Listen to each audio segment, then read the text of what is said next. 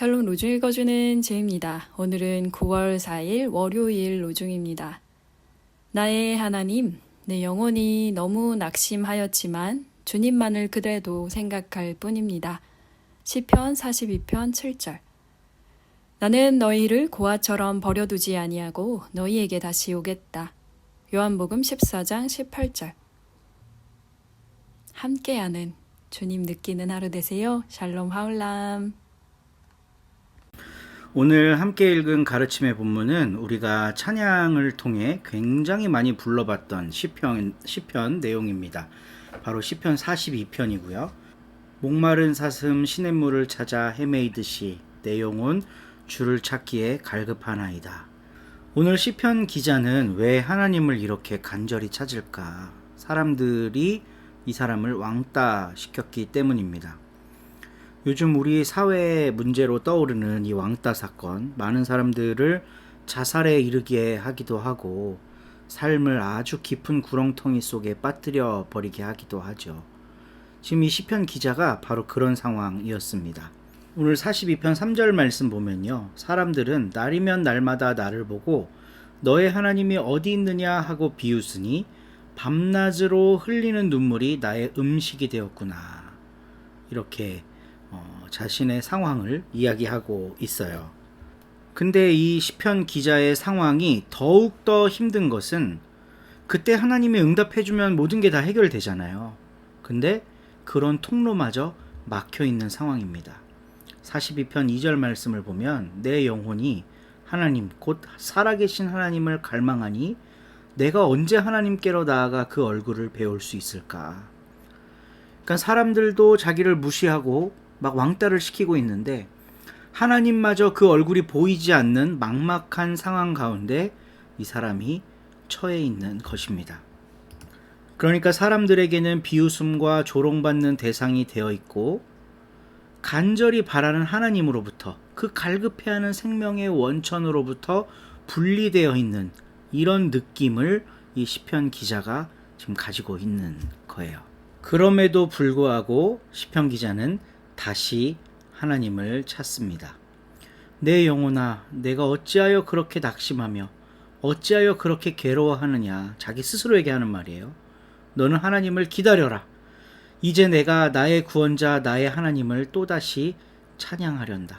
그리고 나서는 오늘의 로중 본문이 펼쳐집니다.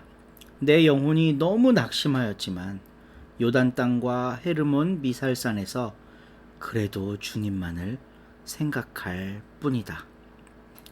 와, 정말 일편단심 이 사랑의 마음을 느낄 수 있는 대목입니다.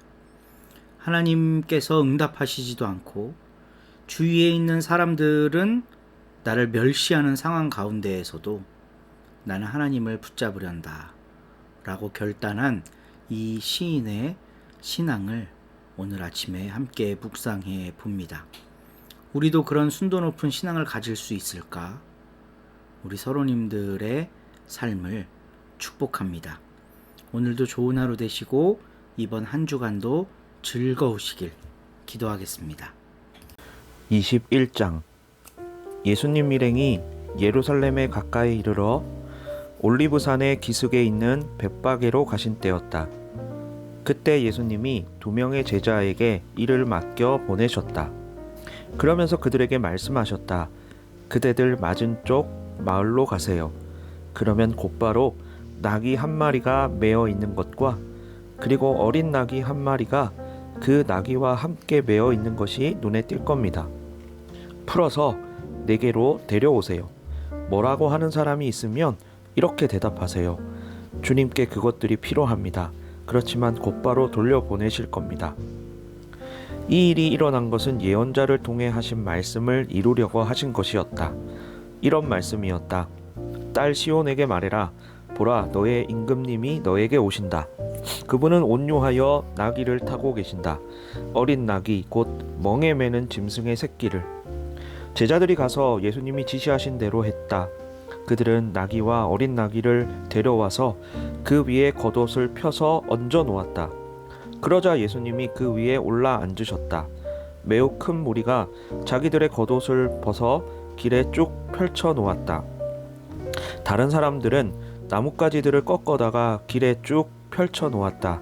앞서가는 무리들도 뒤따르는 무리들도 소리쳤다. 호산나 다윗의 자손께 찬양 받으시기를, 주님의 이름으로 오시는 분이 호산나 더없이 높은 곳에서. 그리고 예수님이 예루살렘에 들어가시자 온 도시가 들썩이며 말했다. 이 사람은 누구지? 그러자 무리들이 말했다. 이분은 예언자 예수님입니다. 갈릴레아의 나사렛 사람입니다. 예수님이 성전으로 들어가셨다. 그러고는 성전에서 팔고 사는 사람들을 모두 내쫓으셨다. 돈 바꾸어 주는 사람들의 탁자와 비둘기 파는 사람들의 의지를 뒤집어 엎으셨다. 그러고는 말씀하신다. 성경에 이렇게 적혀 있어.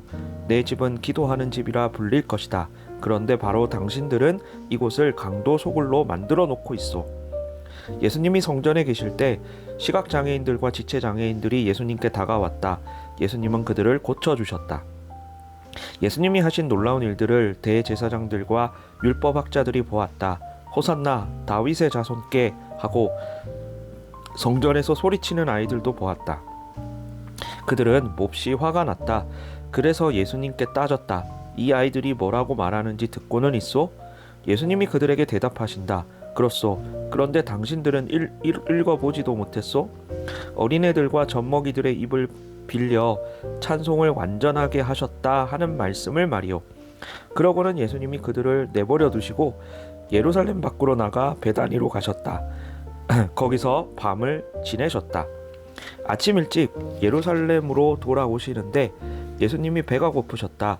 그때 길가에 무화과 나무 한 그루가 있는 것을 보시고는 그쪽으로 가보셨다.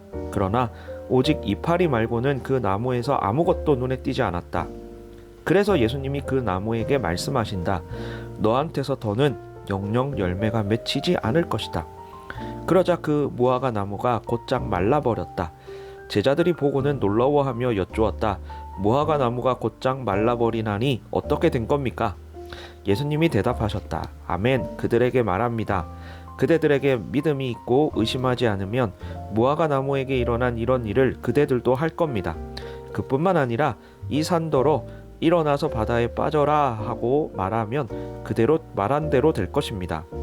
그대들이 기도할 때 믿고 달라고 하는 것은 무엇이든지 다 받을 것입니다. 예수님이 성전에 들어가셨다. 거기서 가르치고 계실 때 대제사장들과 백성의 원로들이 예수님께 다가와서 따졌다. 당신은 무슨 권리로 이런 일을 하는 것이요? 누가 당신에게 이런 권리를 주었소? 예수님이 그들에게 대답하셨다. 당신들에게 나도 한 말씀 좀 물어보겠소. 당신들이 나에게 대답을 하면 무슨 권리로 이런 일을 하는지 나도 당신들에게 알려주겠소. 요한의 세례는 어디서 비롯된 것이요? 하늘에서요? 사람에게서요? 그들은 자기네끼리 이야기를 주고받으며 말했다. 하늘에서 비롯됐다고 대답하면 그가 우리에게 이렇게 말할 텐데요. 그러면 무엇 때문에 요한을 믿지 않았소? 사람에게서 비롯됐다고 대답하자니 무리가 두렵습니다. 모두가 요한을 예언자로 여기고 있으니까요. 그래서 그들은 예수님께 대답하기를 알지 못하오 하고 말했다. 예수님도 그들에게 말씀하셨다. 나도 무슨 권리로 이런 일들을 하는지 당신들에게 말하지 않겠소. 당신들 생각에는 어떻소? 어떤 사람에게 자식이 둘 있었소. 그 사람이 첫째에게 다가가서 말했소. 얘야, 오늘 포도밭에 가서 일하도록 해라. 첫째가 그러고 싶지 않아요 하고 대답했어. 하지만 나중에 마음을 바꾸어 일하러 갔어. 한편 그 사람이 다른 아들에게도 가서 똑같이 말했어. 그 아들은 제가 당연히 가야죠 주님 하고 대답했어. 그런데 가지 않았어. 이 둘 가운데 누가 아버지의 뜻을 실행했소? 그들이 대답한다. 첫째입니다. 예수님이 그들에게 말씀하신다. 아멘. 당신들에게 말하오. 세금업자들과 몸 파는 여자들이 당신들보다 앞서 하나님 나라로 들어가고 있어. 요한이 당신들한테 와서 올바른 길을 알려주었지만 당신들은 요한을 믿지 않았기 때문이요. 하지만 세금업자들과 몸 파는 여자들은 그를 믿었어. 그런데 당신들은 말이요. 그걸 보고서도 나중에라도 마음을 바꾸어 믿지 않았어. 다른 비유를 들으시오. 어떤 집주인이 있었어. 그가 포도밭을 일구고 거기에 울타리를 두르고 그 안에 포도즙 짜는 구덩이를 파고 망대를 세웠어. 그 포도밭을 농부들에게 빌려주고 먼 길을 떠났소.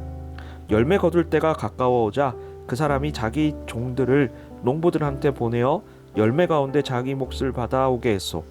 농부들은 그 종들을 붙잡아 한 명은 매질하고 한 명은 죽이고 또 한 명한테는 돌을 던졌소.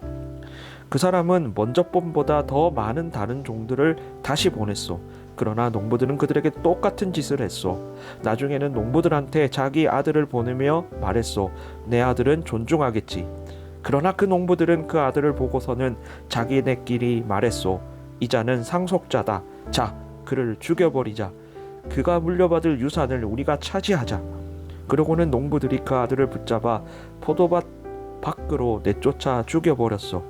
그러면 포도밭 임자가 가서 저 농부들을 어떻게 하겠소? 그들이 예수님께 대답한다.